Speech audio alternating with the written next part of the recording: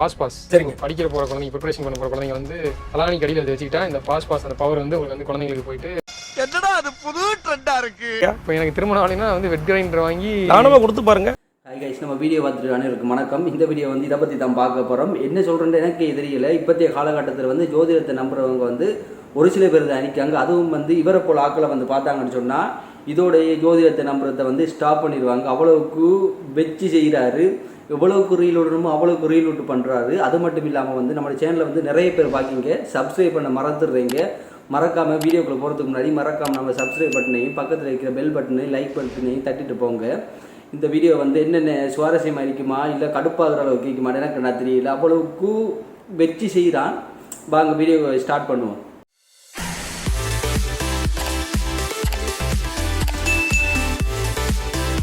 Sir ஜோசியம் இதை பார்த்துட்டு இருக்கீங்க? நான் வந்து பாரம்பரியமான ஜோதிடர். நான் வந்து எங்கள் வீட்டில் 18வது தலைமுறை ஜோதிடர். அட பாவி, ஆளை பார்த்தா டம்மி பீஸா இருக்க, பயங்கரமான ஆளா இருக்கேடா. இப்போ சந்திராஷ்டமம் அன்னைக்கு நீங்கள் வந்து ஒரு குட் டே பிஸ்கட் சாப்பிட்டீங்கன்னா உங்களுக்கு வந்து அந்த நாள் வந்து நல்லா இருக்கும்னு சொல்லுவீங்க. என்னென்ன கதைலாம் சொல்கிறான். சந்திராஷ்டமம் அன்னைக்கு குட் டே பிஸ்கெட் சாப்பிட்றதால எவ்வித பிரச்சனையும் இல்லாமல் அந்த நாள் வந்து சந்தோஷமாக போகுமா. குட் டே பிஸ்கெட் நல்லா இருக்கும், ஓகே, அது ஓகே. அது சாப்பிட்றதால குட் டே வாங்கி அந்த நாள் வந்து சுவாரஸ்யமாகவும் சந்தோஷமாகவும் போகிறன்றது வந்து எப்படா நம்புறேனாக்கு இது. சந்திராஷ்டமணிக்கு செல்ஃபி எடுக்க பரிகாரம் ஏற்கனவே சொன்னாங்கன்னு அதெல்லாம் எல்லாருமே சொல்லிட்டாங்க. அப்போ எல்லா செல்ஃபி எடுக்க பரிகாரம் எல்லாருமே முன்னாடி சொல்லிட்டு தான் இருக்காங்க. இதுக்கு மேல தாங்க முடியாது குருநாதா. இதை புராணத்தில் இருக்கான்னு பார்த்தா கண்டிப்பாக செல்ஃபி பரிகாரம் இருக்குது. அது புராணத்திலையா சார்? ஆமாம் இருக்குது. செல்ஃபி பரிகாரமா புதுசாக சொல்கிறாங்க. அதுவும் வந்து புராண கதையிலேயே மிதிக்காம ஆதாரம் பெற வச்சிருக்கிறான் கேட்குறவங்களுக்கு. என்னென்னு சொன்னால் வந்து சந்திராஷ்டமம் அன்னைக்கு வந்து ஒரு ஃபோட்டோ செல்ஃபி எடுத்து வந்து அந்த செல்ஃபியை டெலிட் பண்ணால் அந்த செல்ஃபி வந்து டெலிட் ஆகிற மாதிரி நம்மளோட கஷ்டங்கள் இல்லாமல் வந்து டெலிட் ஆகிடுமாம். இதுக்கு வந்து புராண கதைகளையும் இதுக்குரிய சாட்சிகள் இருக்காமன்னு சொல்லியிருக்காரு.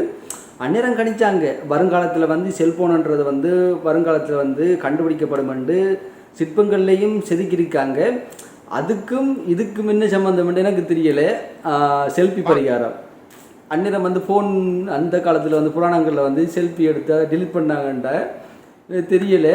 இவன் தான் புதுசாக சொல்கிறான். என்னவோ அன்னைக்கு குட் டே சாப்பிட்டா அது எப்படி அந்த நாள் வந்து உங்களுக்கு அந்த சந்திராஷ்டம் வந்து பாதிப்புலேருந்து நீங்கள் வந்து பாதுகாத்துக்கலாம்னு சொல்லியிருக்கீங்க. இதெல்லாம் நம்புகிற மாதிரி அரிக்கி என்ற அளவுக்கு தான் அரிக்கி. ஒரு குட்டை பிஸ்கட்டுக்கும் ஒரு மனுஷன் வாழ்க்கைக்கும் என்ன சம்பந்தம்? ஒரு குட்டை பிஸ்கெட் வந்து எல்லாரும் சாப்பிட்றாங்க, டேஸ்ட்டாக இருக்கும், எல்லாரும் சாப்பிட்றது தான் ஓகே. ஒரு எனர்ஜி கிடைக்கும் என்று சொன்னாலும் ஓகே, நம்பிக்கொள்ளலாம். அந்த குட்டை பிஸ்கெட் சாப்பிட்றதால அந்த நாளே குட்டேவா போகும், எல்லா கஷ்டமும் நீங்கும்ன்றது வந்து எவ்வளவு பெரிய டுபாக்குத்தனமான வேலை. இந்த குட்டேங்கிறது நல்ல வார்த்தையா கெட்ட வார்த்தையா? வந்து இப்ப நான் என்ன உங்கள்கிட்ட சொல்றது,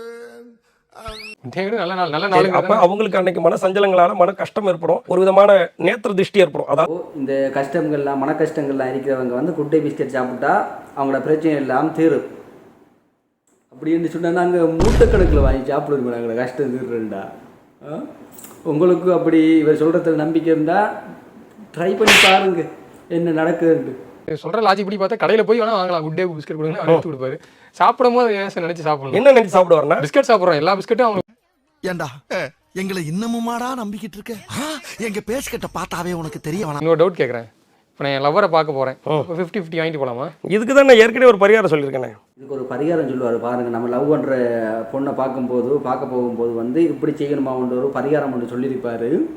அதை கேட்கும்போது நான் ஆடி போய்த்தேங்க. அப்படித்தான் சொல்லியிருக்காரு. இப்படியுமாடா பண்ணுவீங்க நீங்கன்ற அளவுக்கு சொல்லியிருக்காரு. நீங்களே பாருங்க. சொல்லுங்க. வெண்ணிலா ஐஸ்கிரீம் சாப்பிட்டு போங்க. கையில போமா இல்ல நீ ஒரு ஆர்டிஸ்ட்னு எனக்கு லவர் பார்க்கும்போது வெண்ணிலா ஐஸ்கிரீம் சாப்பிட்டு போங்கன்னு தான் சொல்லியிருக்கேனே. சாப்பிட்டு போனா சார். வெண்ணிலாங்கிறது என்ன? வெண்ணிலா இந்த வாயிரிக்கே வாய் இருக்கண்டு போட்டு என்னென்ன கதையெல்லாம் சொல்கிறீங்க. ஒரு லவ் பண்ணுற பிள்ளைய பார்க்க போகும்போது வந்து வெண்ணிலா ஐஸ்கிரீம் வாங்கிட்டு போகிறதோ இல்லை சாக்லேட் வாங்கி போகிறதோ வளமை. அதை வந்து எல்லா அப்புறம் பண்ணுறது. அதை விட்டுட்டு பார்க்க போகும்போது நம்மளே வெண்ணிலா ஐஸ்கிரீம் வாங்கி சாப்பிட்டுட்டு போகிறதுலேருந்து லாஜிக் இருக்கு. அதுவும் இல்லாமல் நம்ம சாப்பிட்ற வெண்ணிலாவுக்கும் மேலே இருக்கிற நிலாவுக்கும் என்ன ஒரு சம்பந்தம்? எதை மென்ஷன் பண்ணுறானுகள் எல்லாம் ஒரு அளவுக்கு தான். ஆனால் ஓவராக போகிறீங்க நீங்கள். என்னென்ன சொல்றான் பாருங்க. கம்பி கட்டுற கதையெல்லாம் எடுத்து போடுறாங்க. சந்திரன்னா மனசு தானே, 2 மனசும் ஒத்து போகிறதுக்கான விஷயம் தானே. பார்த்துக்கொள்ளுங்க மக்களே, 2 மனசு மொத்து போகணும்னு சொன்னால் கட்டாயம் வந்து வெண்ணில் ஐஸ்கிரீம் சாப்பிடுங்க. கட்டாயம் 2 மனசு ஒத்து போகும். நீங்கள் வந்து யாராச்சும் பொண்ணுக்கு ப்ரப்போஸ் பண்ண போகிறீங்களா இல்லை லவ் பண்ணுற பிள்ளைய பார்க்க போகிறீங்கன்னு சொன்னால் கட்டாயம் வந்து வெண்ணில் ஐஸ்கிரீம் வந்து சாப்பிடுத்து போங்க. அவர் சொல்கிற மாதிரி 2ஐயும் இணைச்சி வைக்குமா அந்த வெண்ணிலா ஐஸ்கிரீம். நல்லா கேட்டுக்கொள்ளுங்க. என்னென்னலாம் சொல்கிறானுங்க,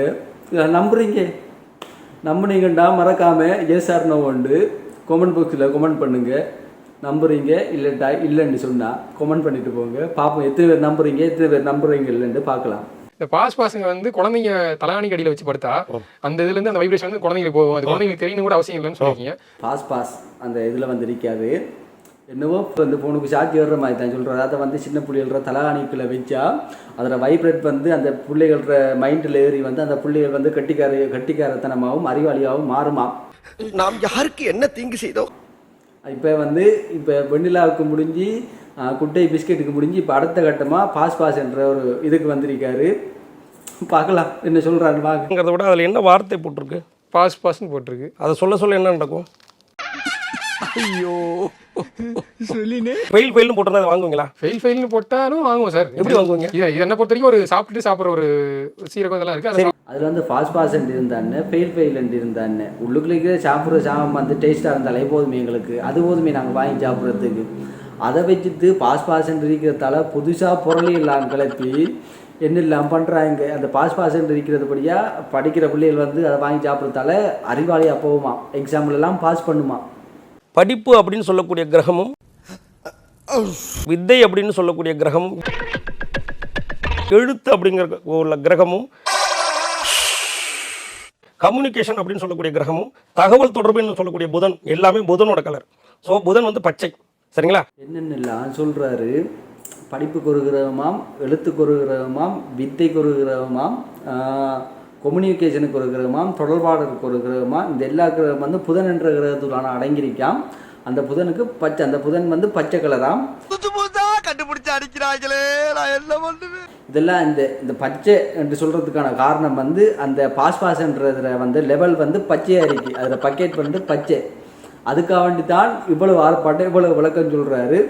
ஆனால் வந்து இன்னொரு சீனரிக்கு அது அந்த பாஸ்ன்றது பச்சை மட்டும் இல்லை, பச்சைன்றது அதில் ஒரு வந்து ஃப்ளவர் தான். இதில் வந்து ரெட்டு என்ன ஒவ்வொரு டிசைன்லேயும் ஒவ்வொரு கலர் இருக்கு. அதுக்கெல்லாம் என்ன விளக்கம் கொடுப்பாருன்னு எனக்கு தெரியல. என்ன இல்லை சொல்கிறானு. சரிங்களா? அது உள்ளே வந்து பார்த்திங்கன்னா நிறைய கல்கண்டு இருக்குது. அது வந்து கல்கண்டு அப்படின்னா விசாக நட்சத்திரத்தோட உணவுப் பொருள். இப்போவே கண்ணை கட்டுது. உள்ளே வந்து நிறைய ஸ்வீட் பால்ஸ் போட்டிருக்காங்க. அது சுக்கரன்.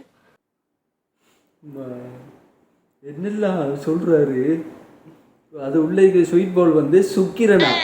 இதுக்கு மேலே என்னத்தை உனக்கு சொல்கிறேன் எனக்கு நான் தெரியல. என்னெல்லாம் அந்த வாயால் நீ சொல்கிறாய். எதோட கொண்டு எதை மென்ஷன் பண்ணி அதில் வேற 18 தலைமுறையவர் வந்து ஜோதிடம் பார்க்காரா. ஐயோ ஐயோ பாருங்க இப்படி பார்த்தா நல்லா சிறப்பாக இருக்கும். டாக்குன்னு ஒரு வார்த்தை இருக்குது. டிக்குன்னு என்ன அர்த்தம்? பேச்சு ஒரு விஷயத்தில் போய் எடுபடலைன்னா நீங்கள் டிக்டாக் சாப்பிட்டு போங்க. டாக்குங்கிறது பேச்சா? சாப்பிடுங்கன்னு தான் சொன்னேன். இன்னும் புதுசாக சொல்கிறாய். ஓகே பண்ணு சரி பிரிச்சுக்கங்க. ஆனா இது புதுசா இருக்குனே, புதுசா. ஒன்று மட்டும் விளங்குது, நீ ஜோதிடம் மட்டும் பார்க்கல, அதை தாண்டி வேற ஒன்று பண்ணுறாய். அது மட்டும் நல்லா விளங்குது. சாப்பிட்டு எத்தனை பேருக்கு சக்ஸஸ்? ஒரு வாஸ்து இன்ஜினியருக்கு சொன்னேன், காலையிலேருந்து சாயந்தரம் வரைக்கும் 10 டிக்டாக் சாப்பிட்டு பஞ்சாயத்தை சரி பண்ணிட்டு வந்துட்டாரு. நானே எத்தனையோ பேரை பார்த்துருக்கேன்டா. ஆனா உன்ன மாதிரி வெறும் வாயில வடை சுருள் நான் பார்த்ததுலடா. எங்க அப்பா சொல்றேன் தெரிஞ்சு பல பிராண்ட்ல இருந்து பல விதமான உதவிகள் உங்களுக்கு வரும்னு நினைக்கிறேன். பயப்பிடிச்சிட்டான். எல்லாம் டெக்னாலஜி. உண்மையான ஜோதிடர்கள்லாம் உண்மையான வழி குற்றச்சாட்டு வைக்கிறாங்க. ஏன்னா அவங்களுக்கு அதெல்லாம் தெரியாதுங்க. காரணம் என்னன்னா அவங்களாம் பிழைப்புக்காக ஜோதிடம் பார்க்க வந்தவங்க. அவங்களுக்கு தெரியாதான் உன்னைய போல ஒன்று நீ சொல்கிற அளவுக்கு அண்டா கணக்கில் போய் சொல்கிறதுக்கு அவங்களுக்கு தெரியுமா என்னன்ட்டு எனக்கு தெரியல. ஆனால் நீ நல்லா பண்ணுறேன்ட்டு மட்டும் எனக்கு நல்லா விளங்குது. இப்போத்தைய காலத்தில் வந்து யார் என்னத்துக்கு அவனுக்கு காசுக்கு பண்ணுறாங்களா இல்லை பொது சேவைக்கு அவனி பண்ணுறாங்களான்ட்டு சத்தியமாக தெரியல. அவங்களுக்கு தான் தெரியும் அதெல்லாம். ஆனால் நீ நல்லா பண்ணுற அது மட்டும் எனக்கு நல்லா விளங்குது. நான் பிறந்ததே ஜோசியத்துக்காக பிறந்தவன். அடேங்கப்போ அந்த வார்த்தையை மட்டும் சொல்லாத. ஜோசியத்துக்காக வேண்டி பிறந்தன்னு மட்டும் சொல்லாத. எவ்வளவுத்தையும் பண்ணிட்டு கடைசியில் ஒன்று சொல்கிறே பாரு, நான் பிறந்ததே இது ஜோசியத்துக்காக வேண்டி தாண்டு. யாருக்கெல்லாம் மிருகசிருஷ்ண நட்சத்திரம் ஃபேவராக இருக்கோ அவங்க ஆன்லைன் சொல்லி ட்ரெஸ் போடணும்னு சொல்லியிருக்கேனே. ஏன்னா அதில் தான் மான் கொம்பு சிம்பு இருக்குது. இன்னும் என்ன நீ பைத்தியக்காரனாவே நினைச்சிட்டு இருக்கிறல? அட போப்பா. இப்போ இருக்க 90s கிட்ஸ்க்குலாம் நிறைய பேர்த்துக்கு ஒரு முக்கியமான பிரச்சனைனா கல்யாணம் ஆக மாட்டேங்குது, திருமணம் டிலே ஆகுது. அத வேற ஞாபகப்படுத்திட்டீங்க. நெஞ்சமெல்லாம் பொண்ணா இருக்கு தம்பி. இப்போ ஆஞ்சநேயர் கோயிலில் போயிட்டு ஜிலேபி தானமாக கொடுங்க. ஜிலேபி திருமணம் ஆகலைன்னா வந்து வெட் கிரைண்டர் வாங்கி தானமாக கொடுத்து பாருங்க. நல்லா கேட்டுக்கொள்ளுங்க. உங்களுக்கு வெட்டிங் நடக்கலன்னு சொன்னால் வெட் கிரைண்டர் வாங்கி கொண்டு தானம் பண்ணுங்க, கட்டாயம் உங்களுக்கு வெட்டிங் நடக்கும். இது வந்து நான் சொல்லலை, ஜோதிட வித்வான் சொல்கிறாரு, கட்டாயம் கேளுங்க. என்னென்ன ஏன் தான் இப்படிலாம் சொல்கிறான்னு தெரியல. ஒருவேளை நவீன காலமன்றத்துக்காக வேண்டி புதுசு அந்த ஜோதிடத்தையும் நவீனமாக கொண்டு போகமன்றதுக்காக வேண்டி இப்படிலாம் புதுசாக ஜோதிகாரான்னு தெரியல. அப்படி தான் நான் நினைக்கிறேன். ப்ரொமோஷன் வேணும் அந்த ஆஃபீஸில். ஸோ அதுக்கு இந்த மாதிரி ஏதாச்சும் ஒரு பரிகாரம் சொல்லுங்களேன். உனக்கு 1000 தாயத்துக்கிட்டாலும் பத்தாது, நீ லோல் பட்டு லொங்கா தான் போவ. உங்களோட ஹேர் ஸ்டைலை சேஞ்ச் பண்ணுங்க. இல்லையா நீங்கள் யூஸ் பண்ணக்கூடிய ஹேர் ஆயில் பிராண்டை மாற்றுங்க. இவருக்கு வந்து வேலையில் ப்ரொமோஷன் கேட்கறதுக்கு பரிகாரம் கேட்டு போகிறாரு. இவர்கிட்ட பரிகாரம் கேட்டு போனால் இருக்கிற வேலையும் அம்பேல் தான். அது கொண்டு சொல்லியிருப்பாரு பாருங்க, ஹேர் ஆயிலை மாற்றிட்டாம், அதுக்கு அவருக்கு வந்து ஹேர் ஆயிலை மாற்றினா வந்து ப்ரொமோஷன் கட்டாயம் கிடைக்குமா அப்படின்னு சொல்லியிருப்பாரு. அது வந்து வேணாம், இதோட முடிச்சிருக்கு நம்மளோட வீடியோவை. இந்த வீடியோ முழுமையாக பார்த்ததுக்கு எல்லாருக்கும் மிக்க நன்றி. நம்மளோட சேனலில் வந்து நிறைய பேர் பார்த்துட்டு லைக் சப்ஸ்கிரைப் பண்ண போகிறாங்க. மறக்காமல் நம்மளோட சேனலில் வந்து சப்ஸ்கிரைப் பண்ணுங்கள். இன்னும் ஒரு செம்மையான ரோலில் மீண்டும் சந்திக்கலாம்.